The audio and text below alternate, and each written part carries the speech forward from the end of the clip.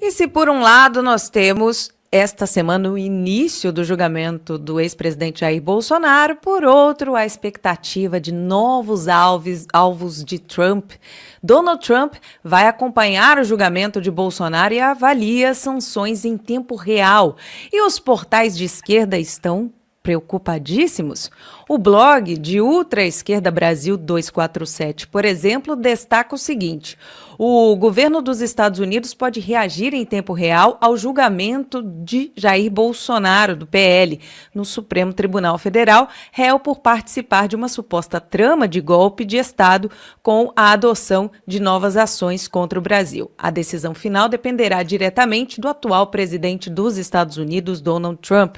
Segundo a coluna da jornalista Mariana Sanches, do UOL, ainda destaque aí do Brasil 247, circula em Washington a possibilidade de ampliar as medidas já em vigor. Entre elas estão novas cassações de vistos de autoridades brasileiras, sanções financeiras contra integrantes do STF e até a inclusão de produtos nacionais em uma lista sujeita a tarifas de 50%. A medida, que já afeta diversos setores da economia brasileira desde o dia 6 de agosto. Nem a Casa Branca, nem o Departamento de Estado responderam aos questionamentos formais da reportagem sobre a adoção imediata de novos bloqueios econômicos e diplomáticos. Bem, quero saber de vocês quem vocês acham que podem ser aí os próximos sancionados. Será que Flávio Dino, que tentou blindar Moraes da Lei Magnitsky, ou Juliana? Isso tudo a gente só pode pensar, né? Eu imagino que, se isso tudo for verdade, e eu acredito que ser, eu acho que vão vir sanções contra os outros ministros, né? Caso, não posso falar caso Bolsonaro seja condenado, que ele vai ser, mas pode ter também ampliação das tarifas, né? O que afetaria mais ainda a balança comercial e o isolamento diplomático, que nós estamos cada vez mais isolados, né? Já começou com Israel, que, aliás, é um aliado forte de Trump, e agora isso é uma polarização diplomática que o Brasil está criando, né? Então, a gente tem que esperar amanhã. Isso tudo a gente está guessing, nós estamos pensando que pode vir, mas eu acho que pode vir mais ministros sendo sancionados pela Lei Magnitsky. Eu espero que sim. Inclusive, doutor Marcília, pegando aqui no que a Ju falou, né, que a nossa imagem internacional já está horrível, ligação com narcoterrorista, com terrorista, com Hamas, do ministro do PT defendendo o Maduro, falando que Trump não tem que ir para cima da Venezuela. Quais sanções podem ocorrer dentro da legalidade para que não acusem o Trump de estar invadindo a soberania nacional, quando a soberania nacional nunca importou para o PT? Olha, veja só, Camila, nem dá para dizer que estão invadindo ou não invadindo. Quais sanções estariam invadindo a soberania? Pressupõe que existam sanções que estejam invadindo a soberania. E aqui a gente precisa contar embora seja essa a narrativa do governo, a gente precisa contar que não estão invadindo. A Magnitsky não invade a soberania brasileira, e não invade por uma razão muito simples. A Magnitsky é aplicada nos Estados Unidos a empresas norte-americanas. E nós aqui no Brasil sentimos o efeito disso.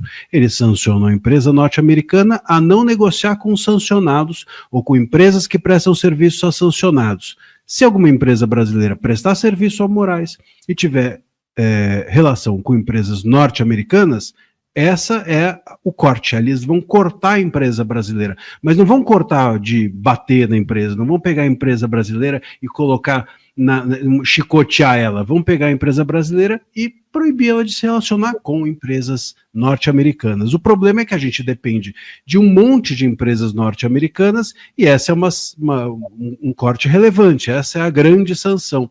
No caso dos bancos, se nós formos em algum momento proibidos, os nossos bancos forem proibidos de se relacionar com o SWIFT, né, o sistema financeiro norte-americano, os bancos brasileiros quebram.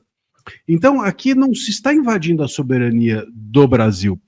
A lei está sendo aplicada lá fora e aqui os efeitos estão sentidos em decorrência da nossa dependência. Ah, mas é que a gente é dependente. O problema é nosso. Quem mandou? Ué, quem pode mais chora menos, não é? Se a gente tivesse se preocupado com isso em algum outro momento. Agora, qual é a grande soberania que nós temos aqui no Brasil para ser protegida ou defendida se nós dependemos dos sistemas todos norte-americanos?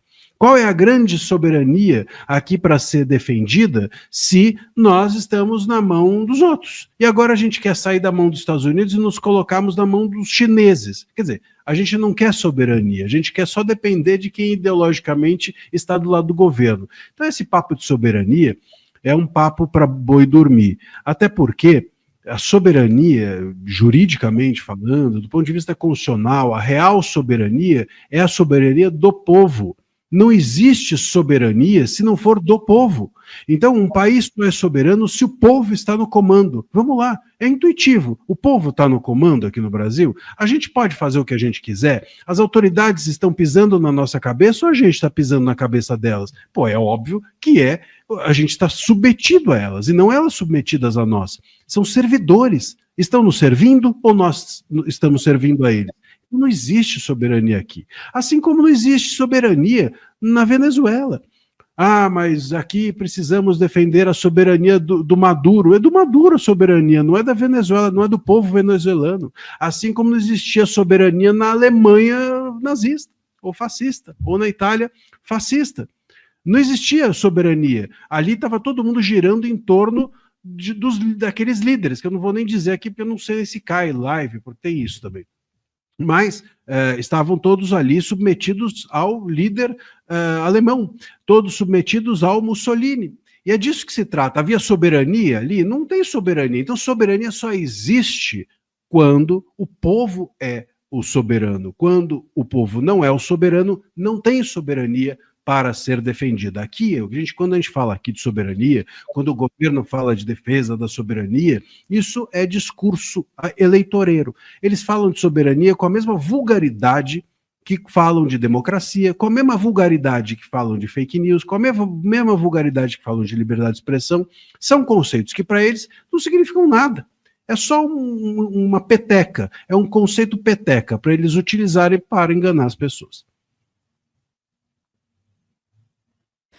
Doutor Caivano, esse desespero da velha mídia brasileira, em especial os blogs de ultra-esquerda, dão tom aí de que eles, como máquina de propaganda do atual regime que está instaurado no Brasil, devem aproveitar este julgamento do ex-presidente Jair Bolsonaro também para fazer ações contra contra o atual presidente dos Estados Unidos e tentar salvar a pele do PT, né? Por exemplo, a velha mídia brasileira já começou aí a dizer que, que absurdo, Trump vai pedir identificação para as próximas eleições. Enfim, se acredita que a mídia deve usar isso para tentar salvar a pele do Lula e colocar tudo o que está ocorrendo no Brasil, toda a desgraceira na economia, na conta do presidente dos Estados Unidos? Olha, Andréa, eu penso que a mídia tradicional brasileira, o sistema de imprensa, esse grande consórcio, ele vai continuar agindo como tem agido aí ao longo desses anos, da mesma forma, vai até o final, vai apostar até o final que esse regime vai se manter. Inclusive, na entrevista do Eduardo Bolsonaro, lá no outro portal lá, um portal de esquerda, né? A repórter disse com as seguintes letras: tudo bem. Na verdade foi com o Paulo Figueiredo, perdão. Ela disse: não, tudo bem, independentemente do regime, nós vamos continuar ganhando dinheiro. Eu queria, na verdade, ter a oportunidade de perguntar para ela o que você entende por ganhar dinheiro, né?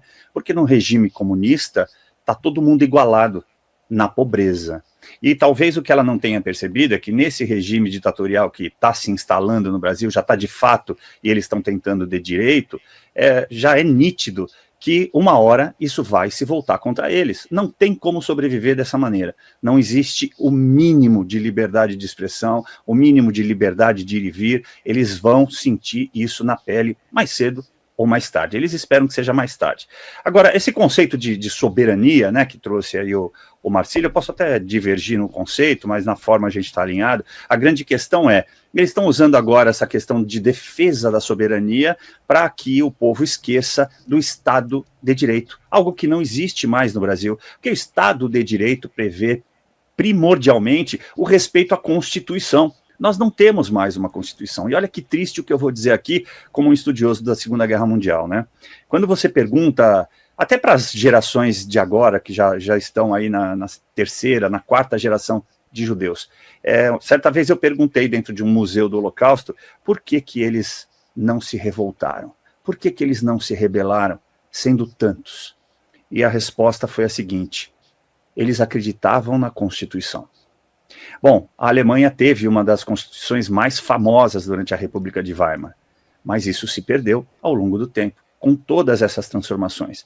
E agora, para a nossa audiência entender por que a gente deve conhecer história, o sentido do incêndio do Reichstag foi o mesmo do 8 de janeiro. E por quê? Eu venho falando isso desde o começo, né? Inclusive está nos meus 2 livros. A grande questão é, no 8 de janeiro e no incêndio do Reichstag, o presidente eleito era um ex-presidiário, nos 2 casos.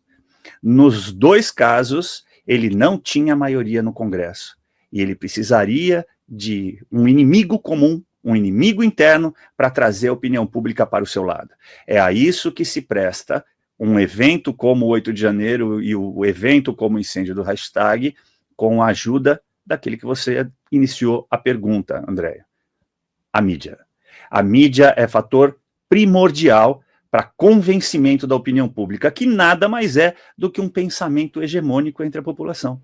E o pensamento hegemônico, infelizmente, ainda é de que aquilo foi um ato golpista, justamente porque não se sabe como defender, como explicar essa situação. E para pegar uma frase do Marcília lá de trás, ele falou essa questão da gente, no Brasil, ter esse apego, né, ao judiciário. É porque a gente confunde, primeiro de tudo, o brasileiro confunde judiciário com justiça. Isso foi proposital. Por exemplo, você anda na Paulista e você passa na frente da Justiça Federal. Não existe Justiça Federal, existe Judiciário Federal, que pretende entregar justiça, a depender das pessoas que estão ali dentro, os juízes. É por isso que nesse momento a gente não tem nem estabilidade institucional e muito menos segurança jurídica. E sem isso não dá para existir um Estado de Direito, André.